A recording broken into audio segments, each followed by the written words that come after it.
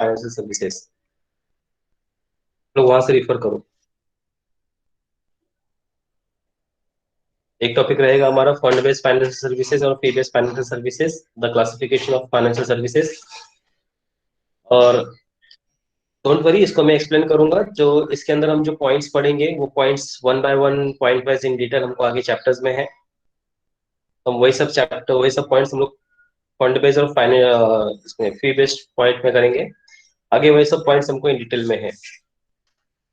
मैं आप लोगों को गूगल व्हाट्सएप पे भेज दूंगा, और क्लासरूम में भी चाहिए तो भेज दूंगा इमेज आप लोग को। फंड बेस्ड और fee based financial services, you have to refer this services, okay. Under the fund based financial services हम लोग का आज टॉपिक है फंड बेस्ड फाइनेंशियल सर्विस में आज हमारा टॉपिक है factoring. Factoring is fund based financial services.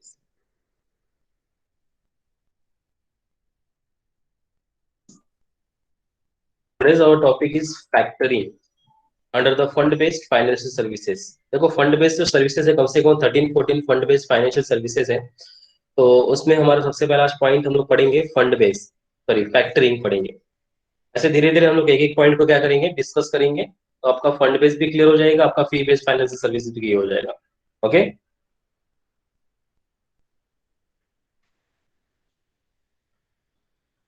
ध्यान से देखो, जैसे आप लोग को फाइनेंशियल सर्विसेज समझ गया वैसे आप लोग को फैक्टरिंग वगैरह सब समझ में आ जाएगा।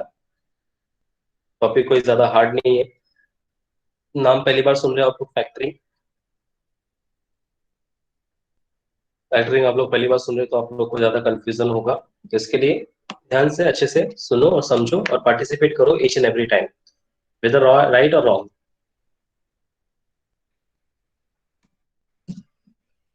Factoring, so anybody can read the definition of factoring?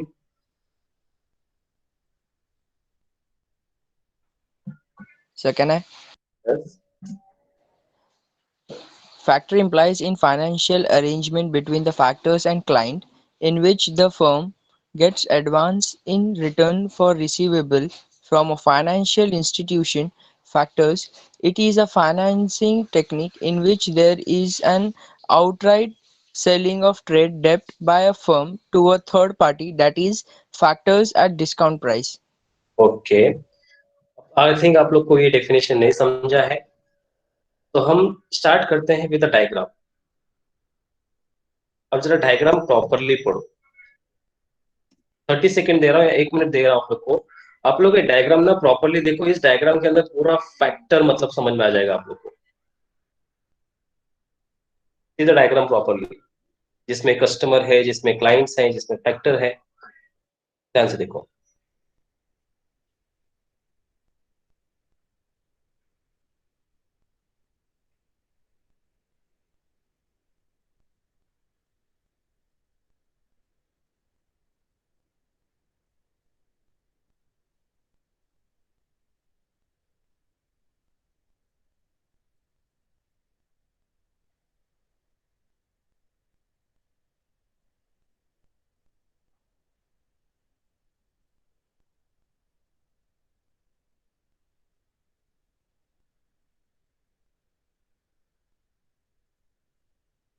तो मुझे डायग्राम एक्सप्लेन करेगा क्या?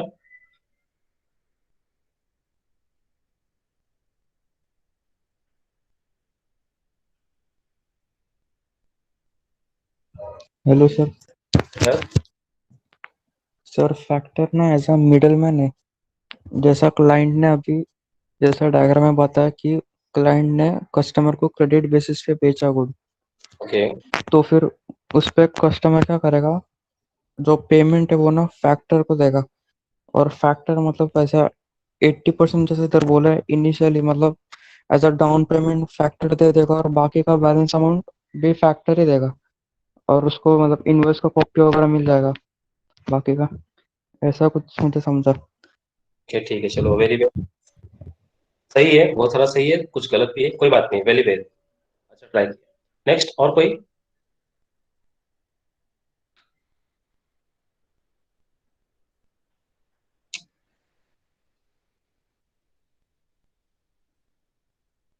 Anybody else who want to try?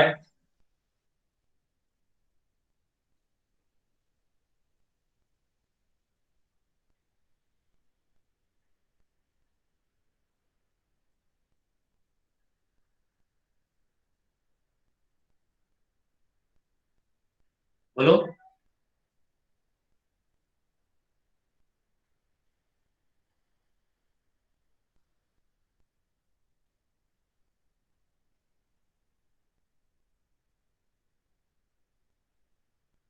कोई भी ट्राई नहीं करेगा। गलत है, जैसे कि पॉइंट ने बताया, राइट और रॉन्ग, आप भी डायग्राम देख के एक्सप्लेन कर सकते हो।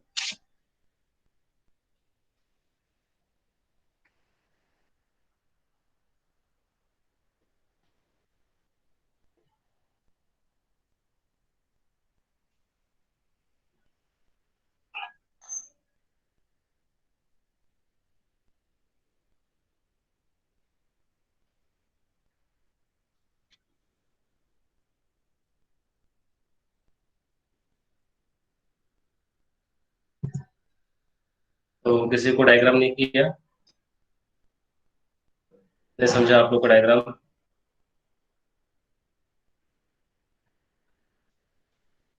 आप लोग ने बिल ऑफ एक्सचेंज का नाम सुना है? Yes, sir. Yes, sir. Bills of exchange. Bill of Yes, sir. Exchange में क्या होता था?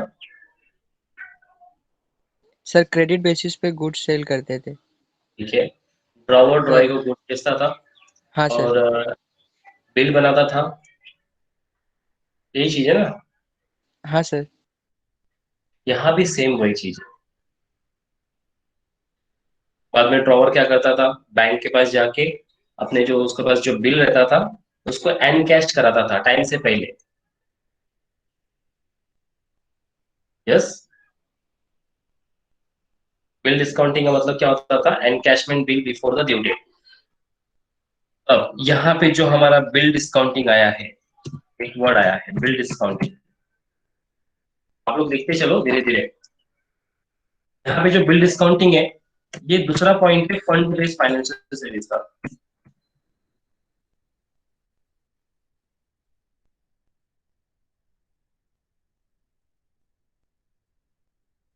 पहला चीज है हमारा फैक्टरिंग, दूसरा चीज हमारा बिल डिस्काउंटिंग। अब ये लोग फैक्टरिंग के अंदर भी बिल डिस्काउंटिंग दोनों आ जाएगा। तो ड्रॉवर क्या होता था, बिल बनाने के बाद बैंक के पास देता था, एनकैशमेंट कराता था। एनकैशमेंट मतलब, बिल डिस्काउंटिंग का मतलब होता था encashment of bill before the due date. Due date से पहले ही बिल का पैसा विड्रॉ कर लेता था बैंक के पास से। और फिर बैंक क्या वेट करता था, बैंक ऑनर्ड होने का वेट करता था। तो ड्रॉवर ने पैसा दिया तो ठीक है, नहीं दिया तो डिसऑनर, अगर दिया तो ऑनर, नहीं दिया तो डिसऑनर। ये तो आप लोग को पता था 12th स्टैंडर्ड में, बिल ऑफ एक्सचेंज चैप्टर किए थे तो उसमें आपको पता चलेगा। ठीक है, ऐसा कुछ होता था, राइट? यहां भी सेम है, in this situations is a same, but यहाँ पे बैंक के जगह पे कोई और आ जाता है। यहाँ पे आ जाता है वसूली भाई। वसूली, जो वसूल करता है, जो आपको गारंटी देता है कि तुसी टेंशन ना लो, हम तुम्हारा पैसा जनरेट करके रिकवरी करके देंगे आपको। Yes, recovery agent, in our language वसूली भाई। पता है ना? समझा आप लोग को अभी? The trusted authority.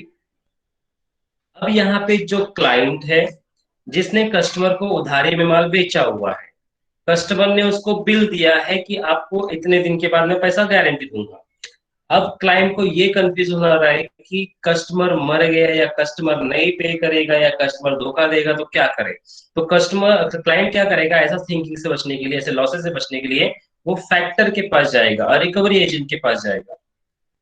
मे भी कोई भी फैक्टर हो सकता है, बैंक भी हो सकता है जो उस रिकवरी का काम करे।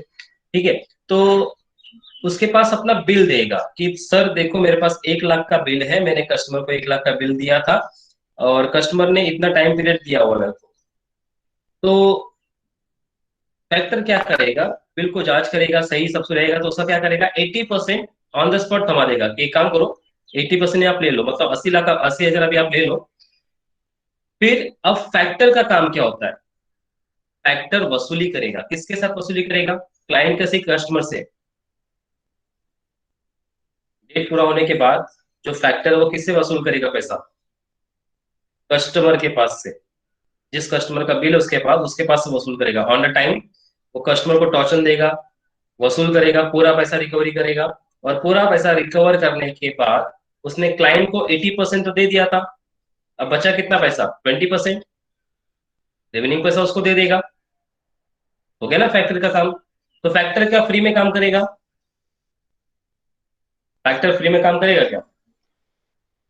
फैक्टर क्या चार्ज करेगा? पैसा। कमीशन। पैसा चार्ज नहीं करेगा, वो कमीशन चार्ज करेगा। भाई वो बीच में रह के काम कर रहा है तो उसको पैसा तो चाहिए ना। वसूली कर रहा, तो वसूली फ्री में थोड़ी ना होगा। वसूली के लिए भी क्या लगता है? पैसा चाहिए।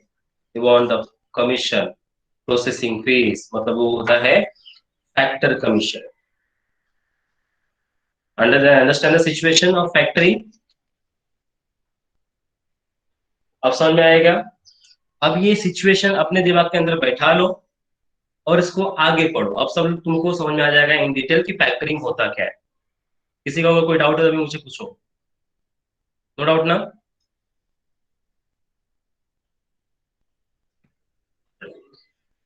अभी डायग्राम सर फिर से बता दीजिए।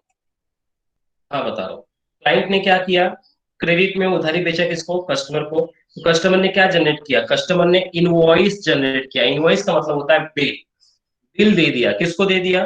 क्लाइंट को दे दिया। सर्टन टाइम, मतलब bill of exchange certain time रहेगा, कुछ डेट रहेगा, इतने दिन के बाद, इतने 2 महीने के बाद, 3 महीने के बाद, as per the invoice date.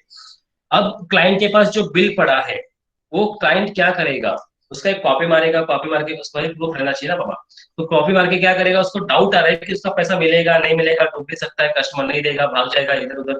तो क्या करेगा वो? उस कस्टमर से, अभी देखो बिजनेस, ये क्लाइंट मतलब एक बिजनेस होता है, ठीक है? तो बिजनेस के पास एक कस्टमर नहीं होते, बिजनेस के पास बहुत सारे कस्टमर्स होते हैं। अब किसका किसका ध्यान रखेगा, किसका किसका रिकवरी करेगा? बिजनेस अपना काम करेगा कि रिकवरी करते बैठेगा? तो इसलिए ऐसे सिचुएशन में क्या करता है, जो बिजनेसेस होते हैं वो फैक्टर्स को अपॉइंट करते हैं। द फैक्टर्स इसमें भी वसूली भाई, रिकवरी एजेंट, कोई भी हो सकता है। तो उनको वो टारगेट देगा। आप लोग को ये टारगेट दिया जाता है कि आप लोग इसका रिकवरी करके लेकर आओ। अब जो फैक्टर्स होता है, क्लाइंट क्या किया? बिल का कॉपी एक को फैक्टर को दे दिया, डिटेल दे दिया। अब फैक्टर्स क्या करेगा? On the spot initially 80% of the bill का उसको दे देगा कि आप अभी इतना रखो, बाकी का जब मैं वसूल करके आऊंगा तो बचा कुचा आपको पेमेंट कर दूंगा। यही होता है फैक्टर का काम। The amount of payment factor को देता है। तो फैक्टर का जो बचा कुचा पैसा होता है किसको देता है? वो क्लाइंट को देता है। और फैक्टर किस बेस पे काम करता है? कमीशन के बेस पे काम करता है। अंडरस्टैंड? यस? अभी समझा सब लोग को?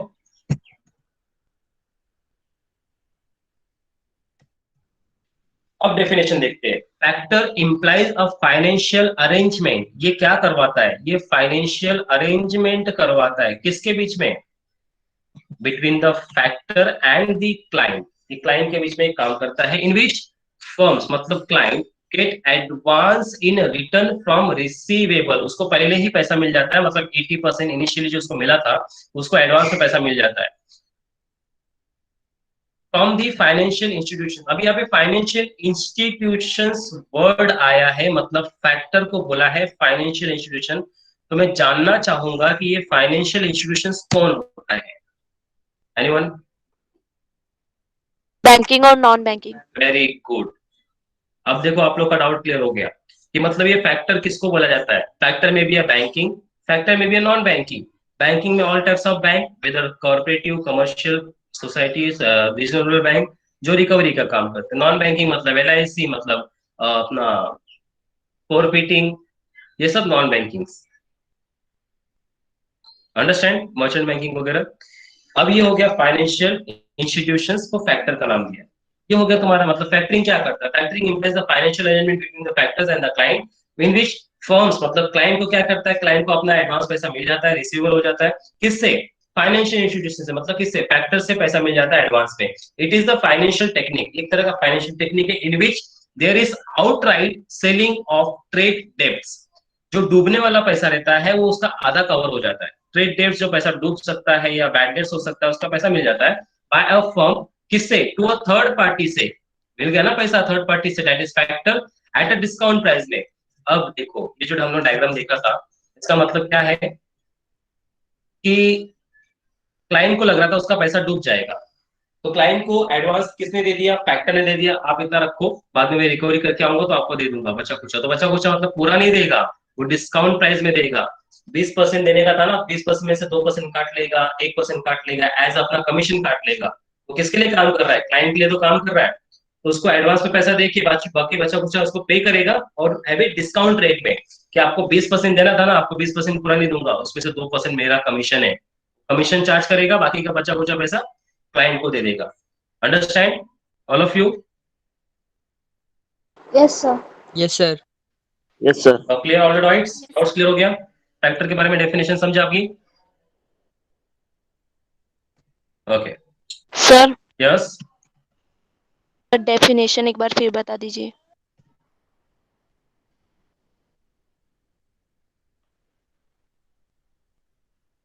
Factor implies financial arrangement. Factor जो होता है वो फाइनेंशियल को अरेंजमेंट करता है, किसके बीच में, फैक्टर और क्लाइंट के बीच में। फाइनेंशियल अरेंजमेंट मतलब कैसा, कि अगर सपोज तुम बिजनेसमैन हो, तुम्हारा पैसा डूबने वाला है, तो तुम एक अपने बैंक को रखोगे या तो किसी और एजेंट को रखोगे जो तुम्हारा पैसा रिकवरी का काम करेगा, ठीक है।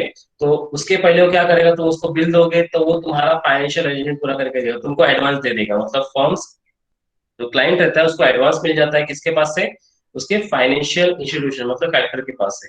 अब it is the financial technique, एक तरह का फाइनेंशियल टेक्निक है, in which return is outgoing outright selling trade debts.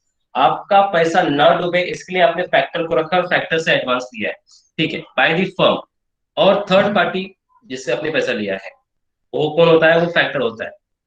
अब आपको 100% आना चाहिए, लेकिन आपको 100% की जगह पे 98% आ रहा है फैक्टर के पास है, तो फैक्टर ने कितना परसेंट कमीशन चार्ज किया, 2% कमीशन। ये होता है डिस्काउंटिंग प्राइजेस, फैक्टर भी अपना कमीशन चार्ज करेगा। ये होता है एक फाइनेंशियल टेक्निक जिससे आपको अपना पैसा डूबे नहीं, ज्यादा लॉस ना हो। इसलिए आप किसी बैंकिंग को या नॉन बैंकिंग को एज अ रिकवरी एजेंट के लिए रखते हो, कि जितना भी आप अभी देखो बड़े बड़े पार्टीज में बिल से बात होती है, मतलब बिल डिस्काउंटिंग वगैरह सब कुछ होता है, तो जितना बिल डिस्काउंटिंग रहता है वो सब उठा के बैंक को दे देते हैं, जैसे आपने बिल डिस्काउंटिंग चैप्टर में किया था। अब उसके बाद बैंकिंग क्या करता है, रिकवरी का काम करता है। अगर आप लोग ने देखा रहेगा, आपको याद रहेगा, तो आपने एक क्वेश्चन पढ़ा था functions of the bank, function of the commercial bank, उसमें एक नाम लिखा था function of the commercial bank, agent, an agent act as an agent, ठीक है। ये सब जुड़ा हुआ है एक दूसरे से।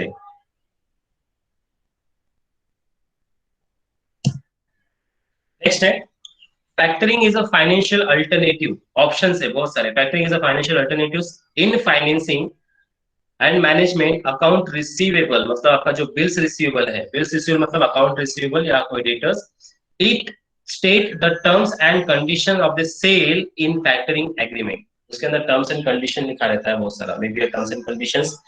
अब जरूरी नहीं है कि 80% ही रिकवरी का काम करे, 80% ही एडवाइस दे, समटाइम 90%, 100% नहीं देता।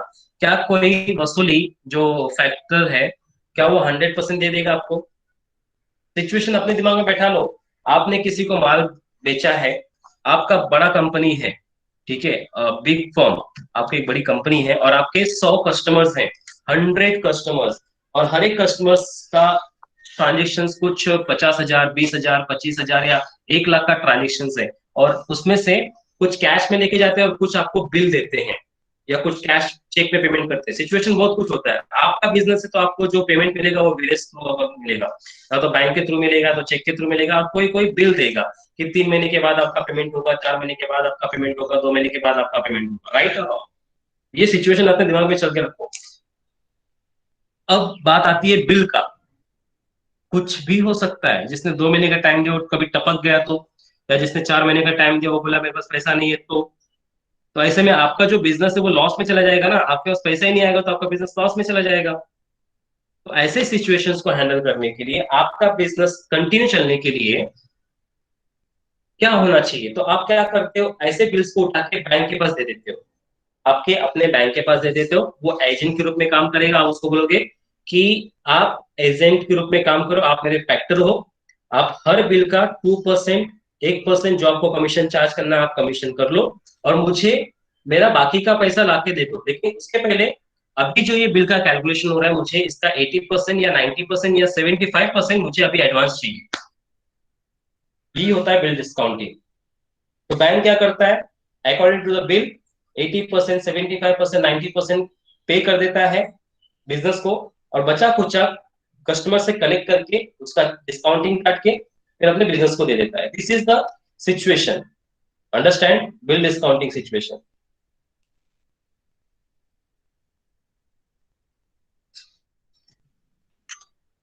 इन finer terms factoring is a relation between the factor and client. Factoring किसका रिलेशन दिखाता है, फैक्टर और क्लाइंट का दिखाता है। In which factor purchase client's account receivable. Factor क्या लेता है, क्लाइंट का अकाउंट रिसीवेबल, कितने पार्टीज के पास से पैसा आना बाकी है, वो पूरा डेटा लेता है कंपनी के पास से, और उसका 80% या कभी कभी 90% ऑफ द सम इमीडिएटली जितना टोटल होता है उसका पे कर देता है at the time of entering in the agreement. The factor pay the balance that is sum, अगर जो पैसा बचा रहेगा वो पे करेगा, लेकिन उसके अंदर से डिस्काउंट काट लेगा, operation operating cost, financial cost, ये सब अपना पैसा काट लेगा, कमीशन चार्ज करेगा, बाकी का पैसा रिटर्न कर देगा। यही सब है फैक्टर। अगर जो वसूली के नाम पे जानता है या वसूली को जानता है क्या होता है, तो बहुत अच्छे तरीके से समझ सकता है कि ये फैक्टर क्या होता है।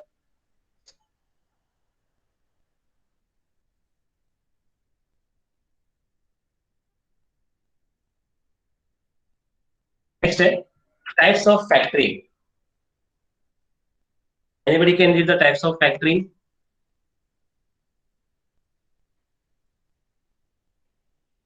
May I? Yes. Recourses and non-recourses factoring. In these types of arrangement, the financial institution can resort to the firm when the debts are not recoverable. So the credit risks associated with the trade debts and not assumed by the factor. On the other hand, in non-recourse factoring, the factor cannot recourse to the firm in the case the debt turn out to be irrecoverable. मतलब क्या है, एक recourse और एक non recourse. सबसे पहला factoring जो है टाइप्स है, रिकोर्स और नॉन रिकोर्स। अब फैक्टरिंग, अब आप लोग समझ लो, आप लोग वसूली का काम कर रहे हो, यू आर द वसूली मतलब रिकवरी एजेंट। आप लोग बैंक हो या कोई भी हो, आप लोग कंपनी के रिकवरी एजेंट्स हो, ठीक है, एज अ फैक्टर के रूप में आप काम कर रहे हो। तो आपका दो चीज है, एक रिकोर्स और एक नॉन रिकोर्स। अब रिकोर्स में मतलब क्या, जो मतलब पैसा नहीं मिलने वाला रहता है उसको हम रिकवर करके दे देते हैं। क्या आप गारंटी लोगे, गारंटी किस चीज का, क्या आप गारंटी लोगे कि जिस पर्सन का आप रिकवरी करने जा रहे हो वो पैसा देगा?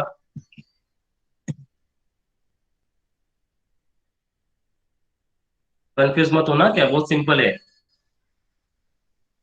आप कंपनी के लिए काम कर रहे हो, कंपनी ने आपको बिल दे दिया है, आपने कंपनी को 80% पे कर दिया है, क्या आप गारंटी लोगे क्या कि जो सामने वाले पार्टी का आप रिकवरी करने जा रहे हो वो आपको पैसा दे दे?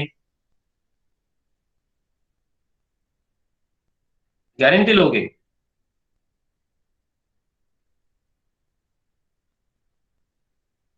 क्यों, कैसे गारंटी लोगे? अच्छा, इसमें किसका फायदा है, क्लाइंट का फायदा है कि फैक्टर का फायदा है? आप लोगों को लगता क्वेश्चन समझा ही नहीं। चलो मैं मेरा बात करता हूँ। मैं कंपनी हूँ और यू आर माई क्लाइंट्स, मतलब sorry, you are my factors. आप सब मेरे फैक्टर हो। फैक्टर का मतलब समझा ना आप लोग को, वो एक एजेंट होता है जो रिकवरी का काम करता है।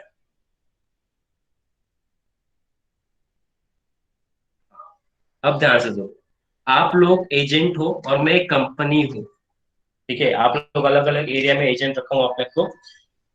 मेरे पास कस्टमर्स के रिकॉर्ड्स हैं जिनसे मुझे पैसा चाहिए, बिल्स पड़े हुए मेरे पास, मैंने इन कस्टमर को माल बेचा था उधारी में और मेरे पास इनका रिकवरी करना है, डेट आ रहा है, तो मैं आपको अपॉइंट करूंगा, ठीक है, आपको अपॉइंट करूंगा। तो आपका सबसे पहला काम क्या है, सपोज मेरे पास जो बिल है उसका टोटल प्राइस बनता है 50 लाख, मतलब मुझे 50 लाख का रिकवरी करना है। मेरे पास 50 लाख का बिल पड़ा हुआ है, मैं बिजनेसमैन हूँ, मेरे पास 50 लाख का बिल पड़ा हुआ है, ये बिल मैंने आपको दिया, आपके पास 50 लाख का बिल आ गया, ओरिजिनल मेरे पास ही आपको कॉपी दिया मैंने, आपके पास 50 लाख का बिल आ गया, वेरीफाई किया, सब कुछ चेक किया। अब आप इसका मुझे कितना दोगे, एडवांस कितना दोगे? You are my agent. 80%। 50 lakh का 80%, चलो मान के देखते हैं 80% कितना होता है, 50 लाख का 80%, 40 लाख।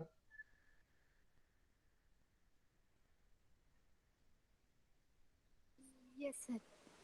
चलो ठीक है, तो आपने मुझे 40 लाख एडवांस में दे दिया अभी के अभी।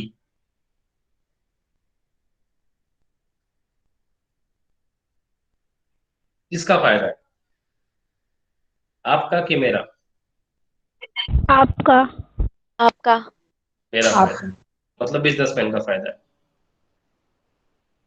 अब डाउटफुल में कौन है? एजेंट। तुम लोग, मतलब एजेंट। वही मैं पूछ रहा था, क्या आप लोग गारंटी लोगे कि जो मैंने 50 लाख का बिल दिया है वो सब रिकवर होगा? No sir. No sir. ये क्वेश्चन मैं पहले पूछ रहा था, क्या आप गारंटी ले सकते हो क्या कि जिस पर्सन से आपको रिकवरी करना है वो पूरा का पूरा आपका पैसा दे देगा? नहीं ना, you can not take the guarantee. आपने मुझे तो पैसा दे दिया है, तो मुझे टेंशन लेना है क्या, बिजनेसमैन को टेंशन लेना है क्या, मुझे मेरा पैसा मिलेगा या नहीं मिलेगा? ये मुझे टेंशन लेना है क्या? नो। मुझे तो कोई टेंशन नहीं है, मैंने तो बिल दे दिया, मुझे 40-80% तो मिल गया। अब पूरा टेंशन, पूरा लोड किसके ऊपर होगा? फैक्टरिंग के ऊपर होगा। अंडरस्टैंड? अब वो होता है रिकोर्स एंड नॉन रिकोर्स। अब रिकोर्स देखो क्या बोला है, recourse and non-recourse factoring. In these types arrangement, the financial institutions can resort to the firm.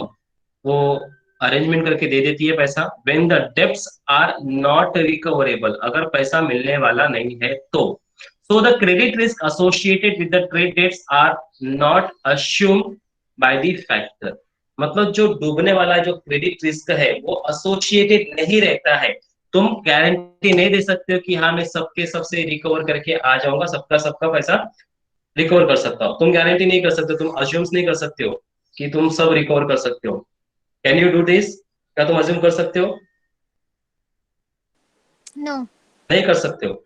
आपको वो पैसा रिकवर करना है जो अभी रिकवरी करना होता तो मैं खुद रिकवर कर लेता एज अ बिजनेसमैन, लेकिन मेरे पास इतना टाइम नहीं है। तो जो पैसा नहीं मिलने वाला वही पैसा मैं आपको दिया कि मुझे इसको रिकवर करके दो। तो आप रिकवर करके दोगे तो आप गारंटी लोगे क्या पैसा सब मिलेगा? नहीं गारंटी लोगे। तो सिंपल सी बात है, इसके अंदर जो जिसने एडवांस दिया है, मतलब आप लोग ने मुझे एडवांस दिया है, तो इसमें आप लोग को नुकसान होने का चांसेस होता है, मुझे नहीं, मुझे मेरा पैसा मिल गया है। अभी आप लोग देखो कि आप लोगों को किस तरह से उसको रिकवर करने का है। ये आगे भी सिचुएशन है, अलग अलग बदल जाएगा। अब ये होता है कि आपको जो रिकवर नहीं हुआ था उसको रिकवर करना है, जो पैसा पेंडिंग है उसी को तो रिकवर करना है आपको। तो ये रिकोर्स में क्या होता है कि can sort the firms when the debts are not recovered, वो जो पैसा पेंडिंग रहता है उसको रिकवर करने की कोशिश करते हैं, ये होता है रिकोर्स फैक्टरिंग। तो आपको उसमें पैसा मिल जाता है, फैक्टर्स को क्या मिलता है? पैसा मिल जाता है कि वो जो रिकवर पैसे नहीं हुए हैं कस्टमर से वो रिकवर करता है। अब बात आती है नॉन रिकोर्स फैक्टरिंग की। नॉन रिकोर्स फैक्टरिंग क्या होता है? On the other hand, in non recourse factoring, factor can not recourse to the firm in case debt turn into irrecoverable। irrecoverable का नाम आ गया, मतलब पैसा डूब गया।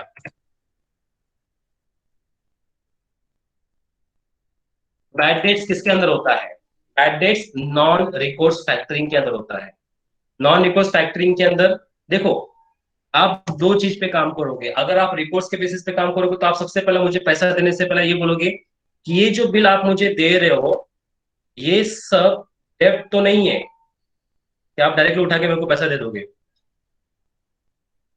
बिजनेस पॉइंट ऑफ व्यू से हो क्या?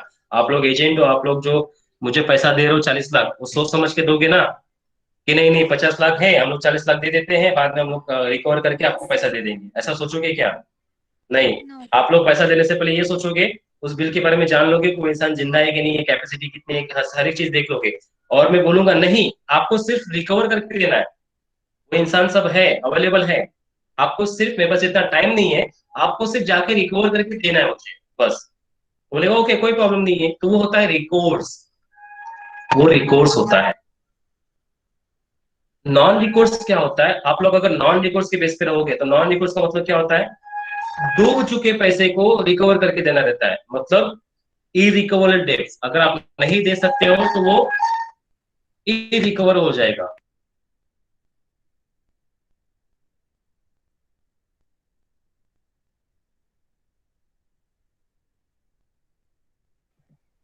हाँ, तो नॉन रिकोर्स मतलब क्या होता है, factor can not recourse the firm, आप जो हो वो मुझे रिकोर्स करके नहीं दे सकते, मतलब रिकवर जो नहीं हुआ है मुझे रिकवर करके नहीं दे सकते हो। तो इन केस में क्या हो सकता है, जो पैसा रिकवर नहीं हुआ है आप डायरेक्टली बोल दोगे इट इज नॉट पॉसिबल, सामने वाला पर्सन कंगाल हो चुका है, इंसॉल्वेंट हो चुका है, उसके पास पैसा नहीं है, गरीब हो चुका है, लुट गया, बर्बाद हो गया, मर गया है, मैं रिकवर नहीं कर सकता, सॉरी। तो ये होता है non recourse factoring. Understand? Sir yes. Insolvent क्या होता है? इंसॉल्वेंट मतलब कंगाल, दिवालिया हो जाना, पैसा नहीं है, समझे? इंसॉल्वेंट का मतलब ये होता है यस सर। बैंकरप्ट, पैसा ही खत्म हो चुका है, अब क्या करोगे, बॉडी बेचोगे मेरा, ये होता है। तो ये रिकोर्स मतलब क्या होता है, अनरिकवरेबल अमाउंट को आप रिकवर करके दे देते हो, और नॉन रिकोर्स में क्या होता है, आप अगर रिकवर नहीं कर पाए तो इनरिकवर हो जाएगा, मतलब बैड डेट्स हो जाएगा, अब उसको क्या मार के बेचोगे, उसको बेच के कुछ पैसा निकालोगे, कुछ नहीं कर सकते आप। तो ऐसा कंडीशंस भी होते हैं। Okay, same as well as जैसा आपने बिल डिस्काउंटिंग किया था, बिल ऑफ एक्सचेंज में किया था, वैसा ही है। हॉनर्ड हुआ तो ठीक है पैसा मिल गया, डिसऑनर्ड हुआ तो कहीं चेक करो वो इंस्टॉलमेंट तो नहीं हो गया, अगर इंस्टॉलमेंट होगा तो उसको बोलेंगे भाई कुछ तो रहेगा वो दे दे, खत्म कर मामला, ये होता है इंस्टॉलमेंट। यही वहां पे यहाँ पे है recourse and non recourse. Understand all of you? Yes, yes sir. Sir. Next है डिस्क्लोज अनडिस्क्लोज, चलो ये भी इंपॉर्टेंट है। Next will read the disclose and May I, undisclosed. sir? Yes. Disclosed and undisclosed factoring. The factoring in which the factor's name is indicated in the invoice by the supplier of the goods or services, asking the purchaser to pay the factor is called disclosed factoring. Conversely, the form of factoring in which the name of the factor is not mentioned in the invoice issued by the manufacturer. In such a case, the factor maintains sales ledger of the client and the debt is realized in the name of the firm. However, the control is in the hands of the factor. Okay, ठीक है, तो can you explain, कौन बताएगा मुझे?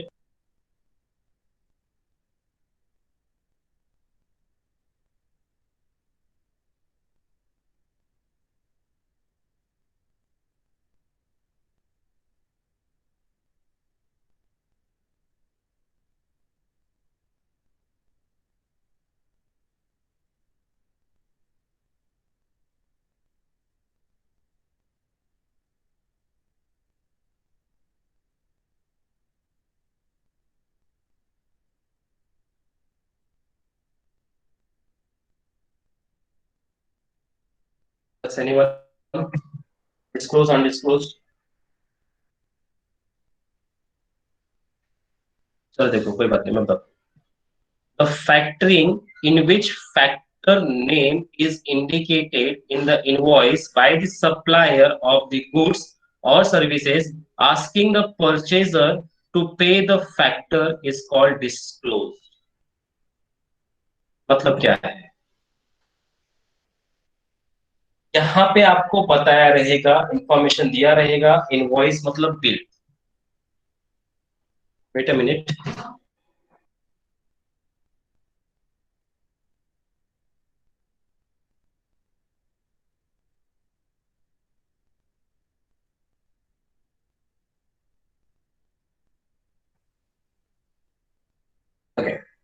once again, the factoring in which factor's name, factor's name मतलब अब factor कौन होता है? एजेंट। एजेंट मतलब banking and non banking. Yes sir. Okay, factor name is indicated in the invoice. Invoice मतलब बिल्स। Bill, bills. मतलब factor का जो नाम है वो कहाँ दिखाया जा रहा है? इनवॉइस पे दिखाया जा रहा है। किसके? Flyer. Supplier of goods and services asking for the purchaser, जो खरीदने वाला है, जो खरीदेगा, पता है ना कि जो कस्टमर खरीदेगा और खरीदने के बाद जो बिल लेगा, उस बिल पे फैक्टर का नाम लिखा रहेगा कि अगर आप बिल पे करोगे तो आप इस कंपनी के लिए पे करोगे, इस कंपनी के नाम पे पे करोगे, मतलब इस एजेंट को पे करोगे, तो पे the factor, it is disclose factory. ऐसा भी हो सकता है खरीदने वाले को बोला गया हो कि देखो आप अगर बिल पे करोगे तो एक काम करो, बिल आप इस फैक्टर को पे करो, इस बैंक को पे करो, हमारे अकाउंट में पैसा आ जाएगा। बराबर है कि नहीं है? पेट्रोल पंप पे गए, पेट्रोल पंप पे आने के बाद जब कार्ड स्वाइप किया, पेट्रोल का पैसा दिया, तो उसके पास जो मशीन्स होता है वो एसबीआई बैंक का भी होता है, वो आईसीआईसीआई बैंक का भी होता है, वो एचडीएफसी बैंक का भी होता है, बहुत सारे मशीन्स होते हैं। तो वो मशीन जो होता है वो बिल पे कर, मतलब बिल चार्ज करता है। हम अगर कार्ड स्वाइप करेंगे तो जो आईसीआईसीआई बैंक का मशीन देता है, तो वो आईसीआईसीआई बैंक उसके लिए फैक्टर हो गया। तो जो कंपनी है वो अपना वो बिल कहाँ पे लेके जाती है? फैक्ट्री के पास लेके जाती है, और फैक्टर्स के पास से अपना पैसा वसूल करती है। ये देखा है ना आप लोगों ने? यस और नो? वापस एक एग्जांपल यस देता सर। हूँ। आप लोग गए शॉपिंग करने के लिए,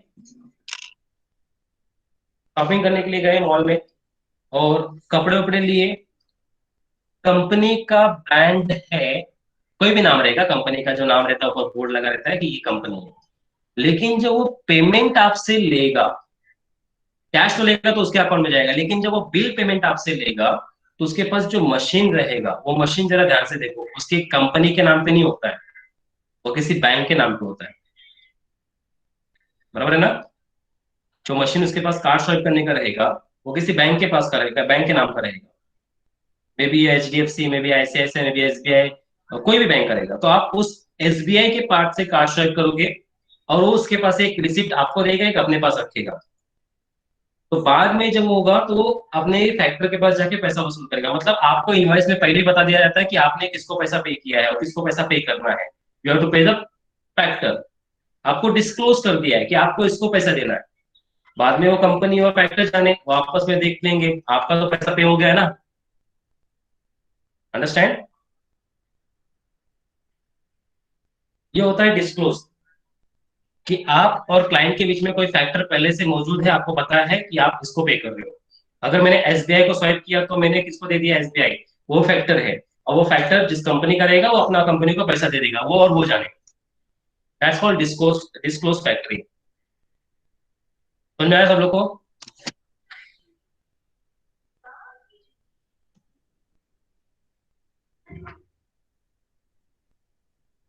नेक्स्ट है नॉन डिस्क्लोज, मतलब आपको पता नहीं हो कि आपके लिए फैक्टर कौन है, जिसमें फैक्टर का नाम मेंशन न किया हो। Conversely the form of factoring in which the name of factor is not mention, मतलब आप पेमेंट कर रहे हो, यू आर कस्टमर, और आपको पता ही नहीं है कि आपका जो आप जिसको पेमेंट कर रहे हो उसका फैक्टर कौन है। In the invoice issued by manufacturer, in this case factor maintain the sales ledger. तो फैक्टर क्या बनाता है? एक सेल्स लेजर बनाता है। किसके लिए? क्लाइंट्स के लिए। एंड द डेब्ट is realise the name of the firm, और जो पैसा रिकवर करता है वो कंपनी के नाम से रिकवर करता है। तो the control of the hands of the factor, ये किसके हाथ में रहता है? ये फैक्टर के हाथ में रहता है। अब जैसे कि आपने कंपनी के नाम से बना दिया तो कंपनी के अकाउंट से आपने पैसा डिलीट कर दिया, लेकिन आपको पता ही नहीं कि आपको पैसा देना है और किसको देना है ये पता ही नहीं है। तो जो फैक्टर वहां पे रहेगा वो एक सेल्स लेजर बनाएगा, बेचने वाला लेजर बनाएगा, और सेल्स लेजर, और सेल्स लेजर बना के, अब फॉर एग्जांपल बात कर लो कि कैश पेमेंट, कैश पेमेंट का बात करो, नॉर्मली नहीं आता है, इस नॉन डिस्क्लोज तो नॉर्मली नहीं होता है। ये जनरेट करते हैं, उसके बाद बिल एक साथ उठा के हम लोग पे करते हैं, बिल का पैसा ले लेते हैं। यहाँ पे नॉन डिस्क्लोज का मतलब क्या होता है, यहाँ पे फैक्टर्स के बारे में पता नहीं रहेगा, लेकिन जो फैक्टर रहेगा वो रिस्पॉन्सिबल रहता है पैसा रिकवर करने के लिए, क्योंकि वो क्या बनाता है, वो सेल्स लेजर बनाता है कि उसने कितने लोग को बेचा है, और इतने लोग को बेचने के बाद वो उन लोग से पैसा वसूल करता है, बाद में अपने क्लाइंट को दे देता है। अंडरस्टैंड?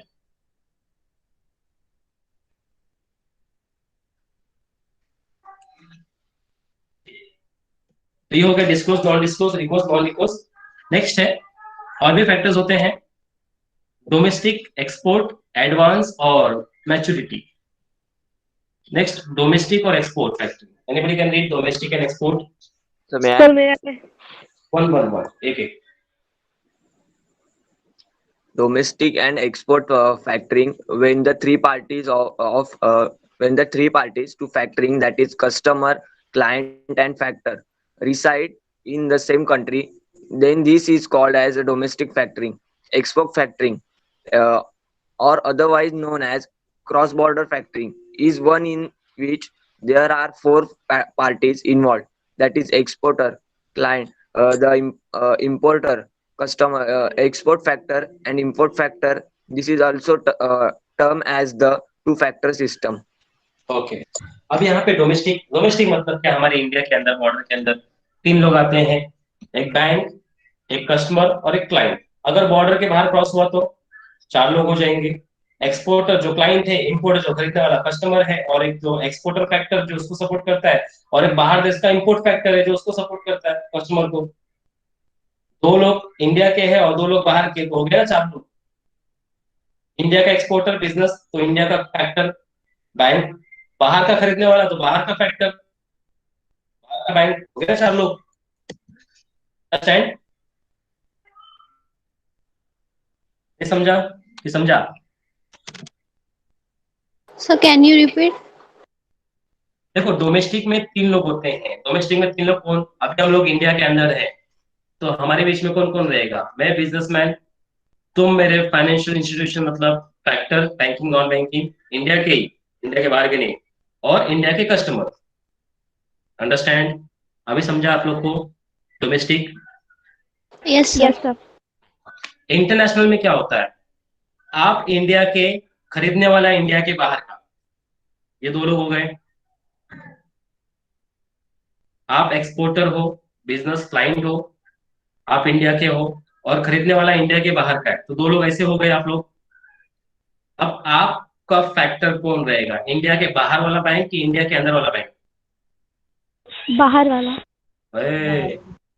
इंडिया के अंदर वाला। अंदर वाला। आपका जो वसूली बैंक है वो कौन सा रहेगा, इंडिया के अंदर वाला ना?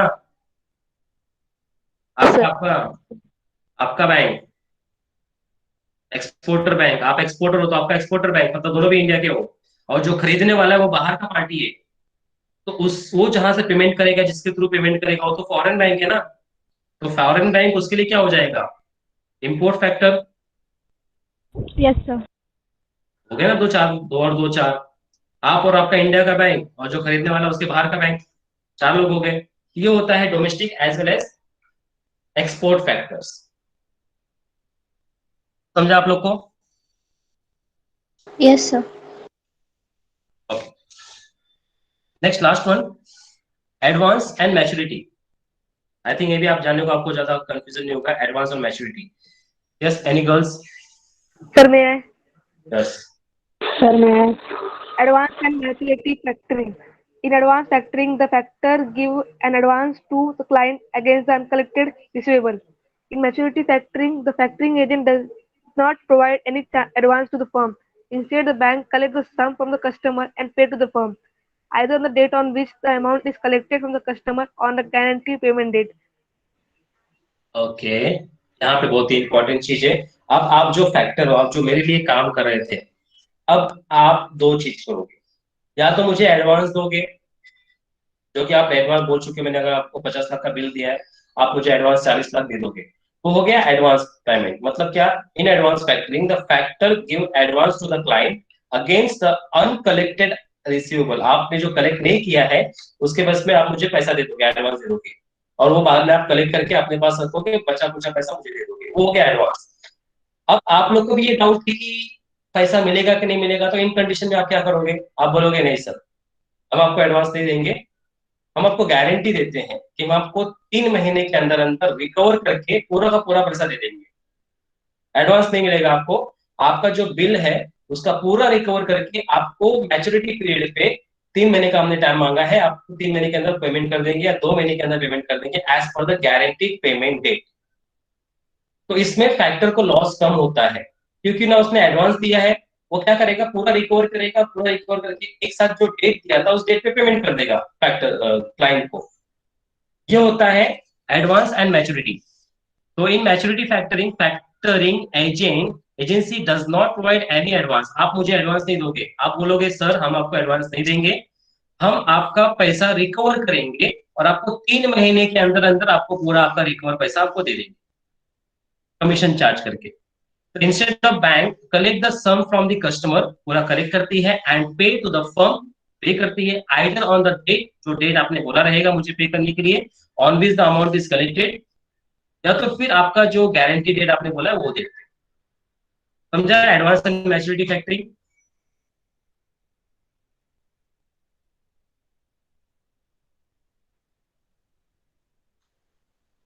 कौन मुझे बताएगा पॉइंट वाइज, मतलब पॉइंट कौन बताएगा टाइप्स ऑफ फैक्टरिंग के? रोल नंबर 35 7135,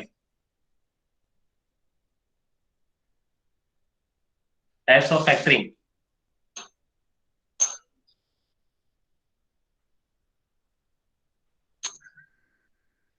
नहीं, anybody else? Types of factoring के नाम May I, sir? May I say? One by one. Roll number May I, 13, sir? A division 13, Recourse factoring, non-recourse factoring, disclosed factoring, undisclosed factoring, domestic factoring, export factoring, advance factoring, and maturity. maturity factoring. Very good. Roll number 18, Types of factoring: recourse and non-recourse factoring, disclosed and undisclosed factoring, domestic and export factoring, advance and maturity factoring. Very good. 49 7049, recourse factoring, non-recourse factoring, disclosed factoring, undisclosed factoring, domestic factoring, export factoring, advance factoring, and maturity factoring. Very good. Roll number 7010, Recourse factoring, non-recourse factoring, disclosure factoring, undisclosure factoring, domestic factoring, export factoring, advance factoring, and maturity factoring. Okay.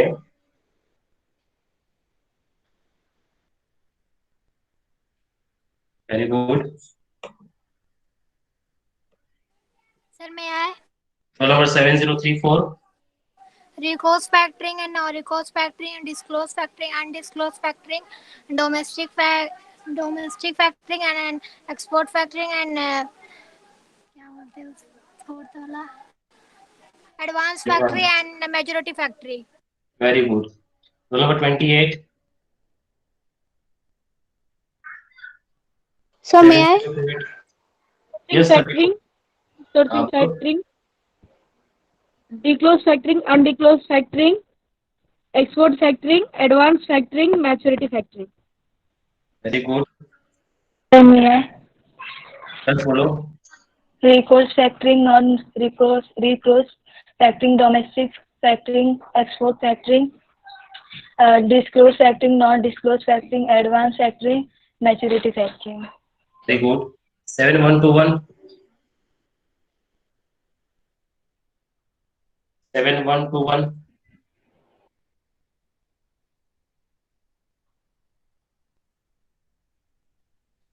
no response। 7118, Yes, sir. Recourse factoring, non-recourse factoring, disclosed factoring, undisclosed factoring, domestic export factoring और advance and majority factoring. okay, very good। very good। 24,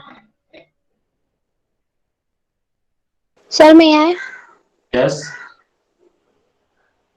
Recurrent factoring, non-recurrent factoring, disclosed factoring, undisclosed factoring, domestic factoring, export factoring, advanced factoring, majority factoring.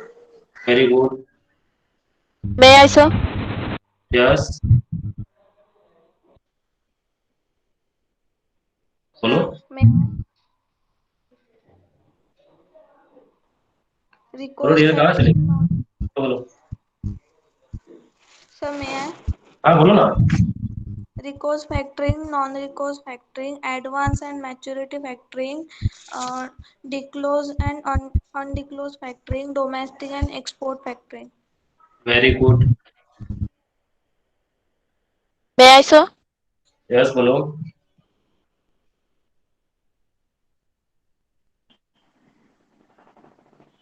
Resource factoring, non-resource factoring, disclosed factoring, undisclosed factoring, domestic factoring, export factoring, advanced factoring, and maturity factoring. Okay. Resource ना बोलना बच्चा. Recourse. Is recourse and Sorry. non. हाँ. Yes, sir. Recourse and non-recourse. May I, sir? Yes. Recourse factoring, non-recourse factoring, disclosed factoring, undisclosed factoring, domestic factoring, and foreign factoring, advance and maturity factoring. Very good. So ठीक है. All of you understand about the factoring? Types of factoring? Yes, sir. Yes, sir.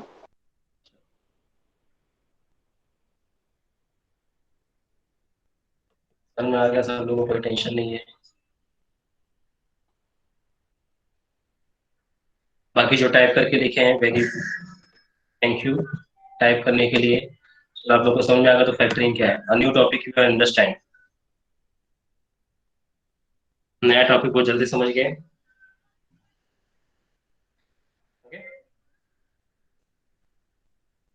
कोई doubt factoring के बारे में?